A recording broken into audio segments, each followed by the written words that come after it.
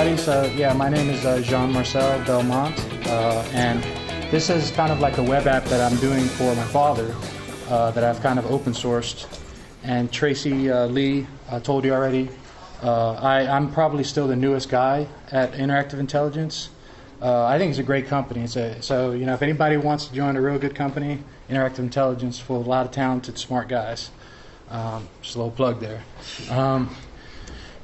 So for the front-end architecture that I did, I am using React.js. I'm using React Router, which is heavily based on Ember's router, and I'm using Redux, and I'm also using Sass, but I just kind of threw that in there. And in the back-end architecture, I'm using Node.js, Express.js, and I'm using RethinkDB. So a little bit about here, like I just wanted to quickly go over some of the like hurdles I had to do, because the JavaScript community is kind of like a dumpster fire in a certain sense. All this crazy stuff you have to hook up, it's, you know, it's kind of mind-boggling. So like what I'm trying to say here is, you know, I'm going to show you a lot of the code that I have here, but like when I actually do my Gulp task, I create my server here. What this is saying here is I create a self-signed certificate there, and I'm reading, and then I'm making creating a server with HTTPS because I'm using the Stripe API, and I'll show you that here in a little bit. And the app.js file is a lot of where the logic falls in the server side, and that's kind of like where you see here. I'm kind of setting the rendering engine, like parsing JSON and setting routes, and I'm going to show you some of the routes that I created too. So part of here, what I wanted to show you here, like this is like a Stripe API here. So for Express.js, you kind of, like you could do it with just Node, but using Express is a lot easier because, you know, it kind of like wraps the requests and the response objects with metadata. It makes it easier to handle these things. So that's just an example here of a route that I created. And for some of your own modules, all you can do is kind of this common.js standard where, see here, I'm using use strict standard, but like this, I actually chopped off part just so you could see the slide here. Here, like this is connecting with RethinkDB and actually getting like a database, like a data model, and I'm exporting that. So that's just a file I created on the server side with Node. And here is a simple module. So for some of those self-signed certificates, I have a hidden file called .env, and when the server kicks off, I have these like these things. I'll show it, but it's basically like a Stripe API key. Anything else I want to, you know, I don't want to expose to the user. I have it on this hidden file. And then, like what I was talking about, the dumpster fire here is I had to, you know, unfortunately, like you have to pick your battles here, and I'm using Babel because, you know, it just makes sense. I like ES 2015, and I'm using a module bundler named Webpack. And so with Webpack here, I don't know if you can see it. I actually created, like you can look in GitHub. I have a production Webpack configuration and a development. So if you notice down here, just the important part here with React is this is actually a composition of components here that all happen in app.jsx. And I'll show you that further on the slides when I actually show you the code part in the demo. And if you notice, you can also, like with NPM, you can create scripts. I chose to use Gulp when I was in IBM because it's easier, I think, to actually use the streams and to get errors. If you use the scripts file, you're going to have to be really, you know, disciplined. Like if you handle any kind of exceptions or stuff. So I like using Gulp. So here I actually chopped off. It's actually a lot longer than this, but all I'm saying here is I'm starting the server here and I'm setting a port. And this is a module you can do with Gulp. Just it'll do the first task will be copy the React files, uglify, build, and build the Sass and all that. And further down here, I just have a scripts file. So if you notice here, you can, if you specify pre and post in the npm scripts, it basically, like pre-start will run before start dev will. So if you notice here, it'll clean my build and I've specified clean build, and what that does is it just removes the static build folder that I created. And for the front end logic, so I'm using React, I'm using Redux, I'm using React Router, and I don't, like when you look at the GitHub repo, don't take what I did, the folder structure, as the gospel. It's just a way that I structured it. And what I wanted to show here with the app.jsx file is, so here's some ES6 syntax. This is the React router. So what I'm saying is this is the data, this is the store for Redux, and I'm setting these routes here. So this is React router in action right in here. So if you notice, these will set these relative paths here. And in the next slide, so in Redux, the way that you send dispatch actions to the store, and so you use reducers to basically to do your state changes. And so here, this is an example of, like, for instance, I'm adding things to the cart. So here I'm getting some data attributes that I've already set in the DOM, and I'm actually dispatching. I don't know if you can see it, but I'm dispatching to the store. Further down here, this is where I call my action. So actually, when I do the demo, I'm going to put a breakpoint so you guys can see what I'm talking about. But when I call that, it calls this action. So I return this this object, and this is just destructuring here. So this is an object, and it's grabbing item and cart length. There's actually more than that. I added it earlier. Oh, sorry. And so here is my reducer. So here I'm doing some more destructuring, and I'm calling this this function. And basically, I'm not mutating anything. Just returning an array. This is the I'm using this this triple dot to grab state, and then I'm basically pushing in a new object in here. And then if you don't, like when the app first spins off, it just returns the state.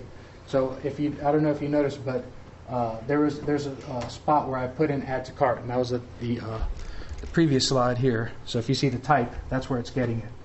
So testing in React.js. So they have a fancy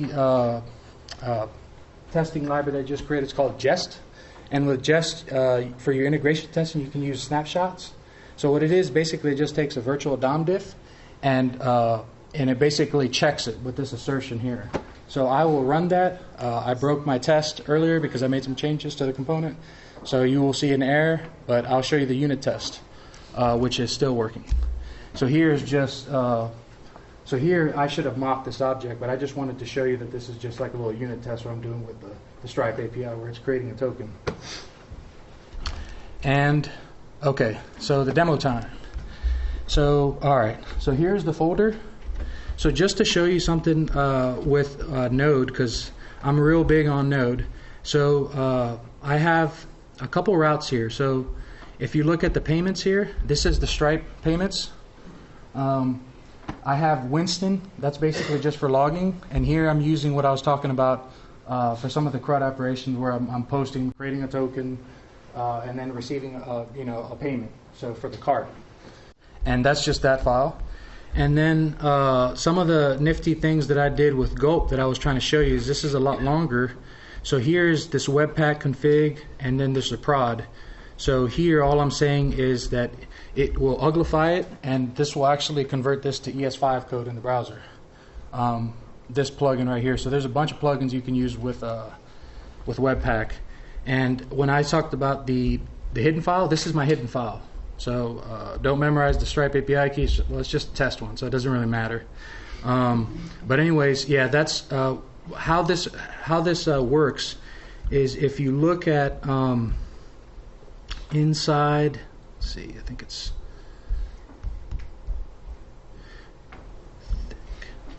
Oh, here. Let me actually go further back here. So here is RethinkDB. So here I just have like a stream.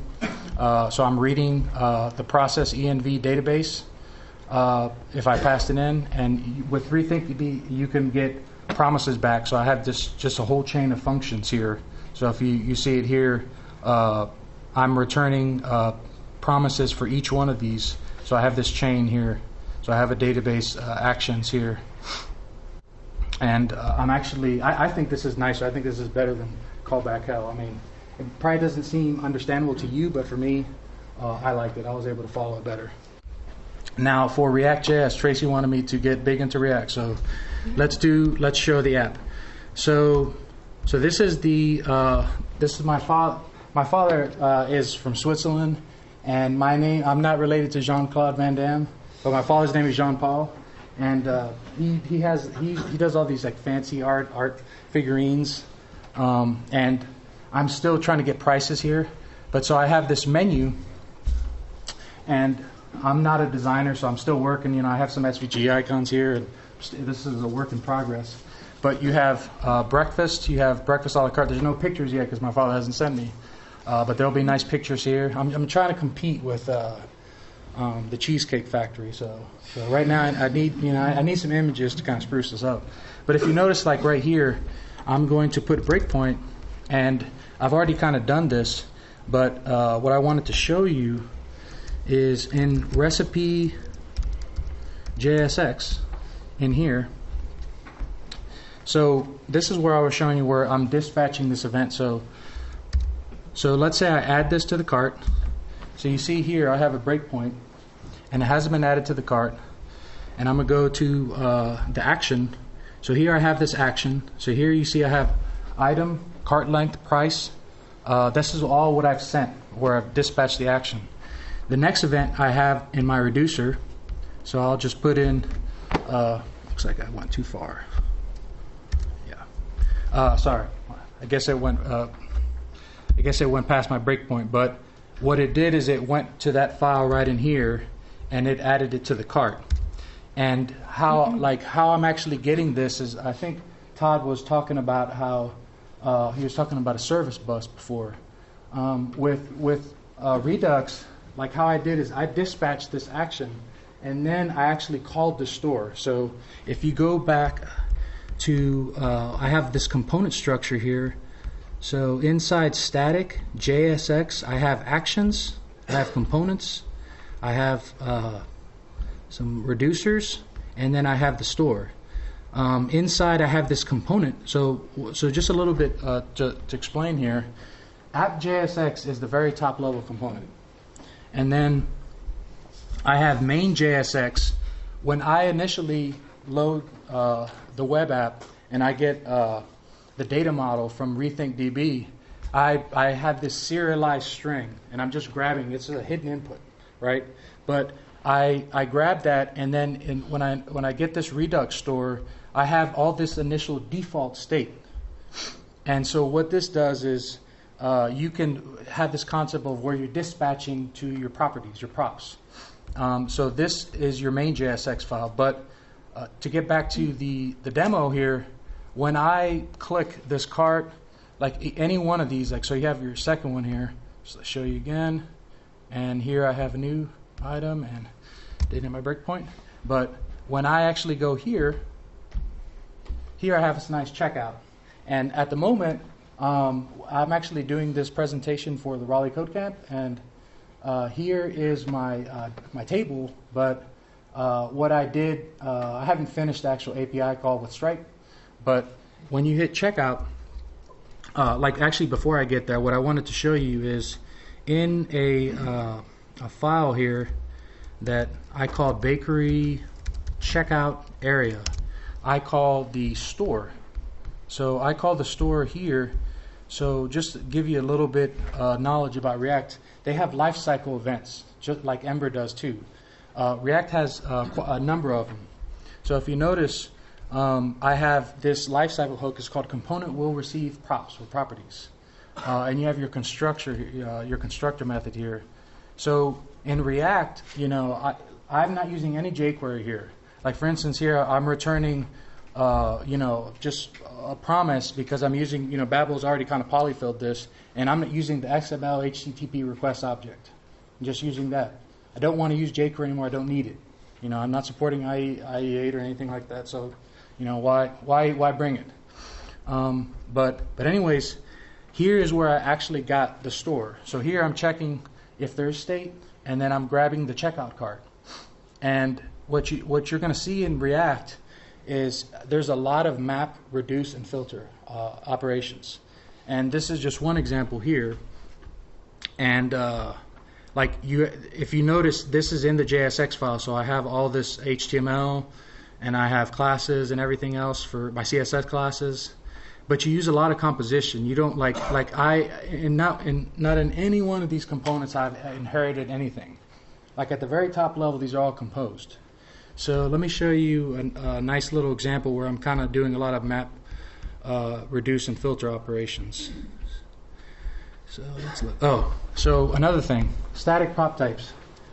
Because part of the reason why I was going into that Babylon about the using Babel and all that is I have this Babel RC file, and here I say that I want to use stage 0. So the ECMAScript standard has things where they consider stage 0, stage 1, stage 2, stage 3, and this is very experimental. So the static prop types, I had to add this to make it work so it wouldn't blow up.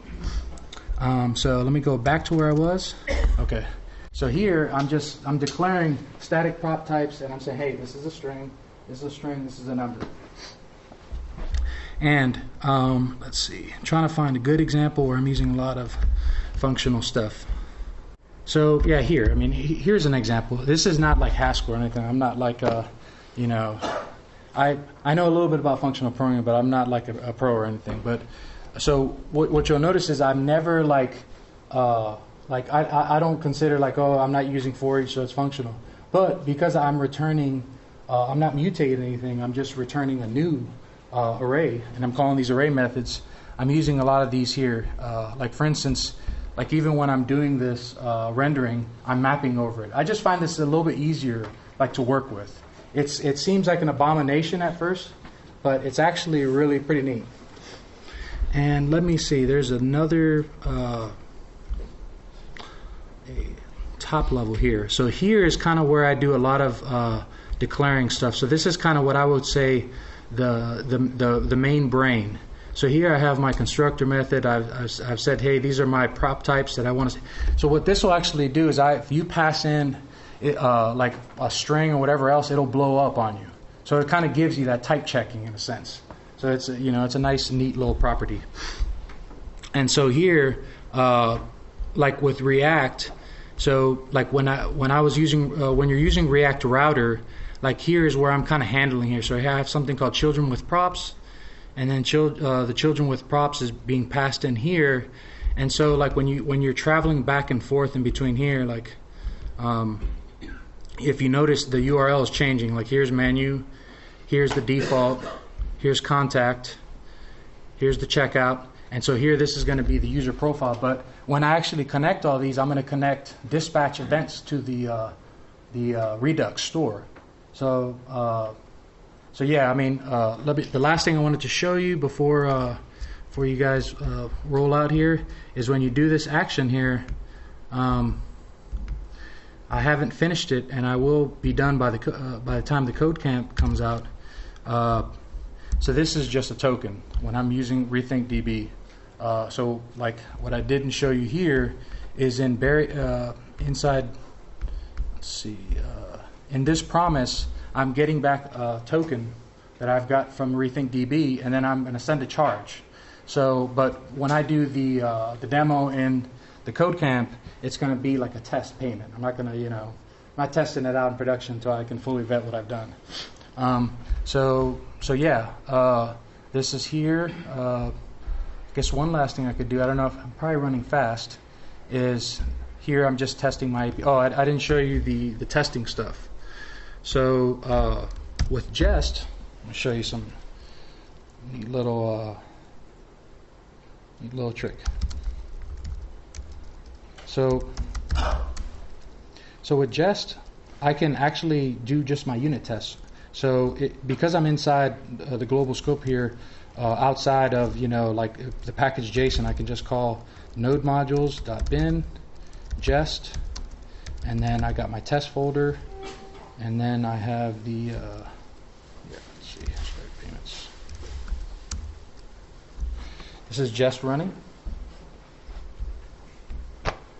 So if anybody's here familiar with Mocha or sign-on in Chai, basically the same thing. Like let me actually show you some of the testing So here's some of the unit. No, I mean this is the snapshot testing here, and here is some of the just unit tests that I have. So you have your describe, your behavior-driven development, like style, where you're just kind of making these assertions. But yeah, I mean that's basically it. Thank you. A round of applause.